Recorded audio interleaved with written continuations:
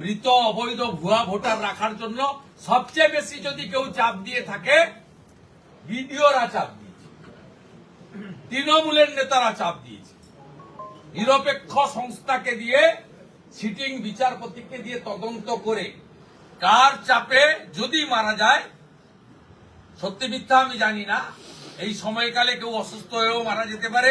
কোচবিহারে একজন দুর্ঘটনাতেও মারা গেছে, রোড অ্যাক্সিডেন্ট। আমি নিরপেক্ষ তদন্ত দাবি করছি। চাপ যদি কেউ দিয়ে থাকে, তৃণমূলের নেতারা দিয়েছে।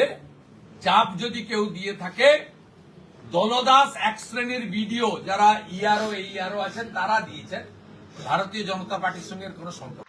শুভেন্দু অধিকারী, মাননীয় বিরোধী দলনেতা, আপনি এসআইআর জনিত মৃত্যু নিয়ে মৃত এবং মৃতের পরিবারদের আপনারা সমানে অপমান করে চলেছেন।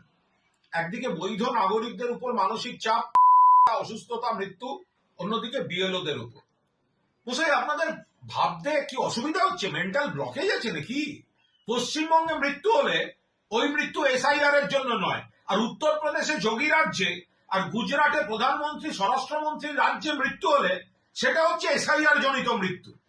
আপনারা এইভাবে বাংলার যারা মারা যাচ্ছেন তাদের এবং তাদের পরিবারকে এই অপমান করার অধিকার আপনাদের কে দিয়েছে? ফলো করুন সংবাদ প্রতিদিন ডিজিটাল।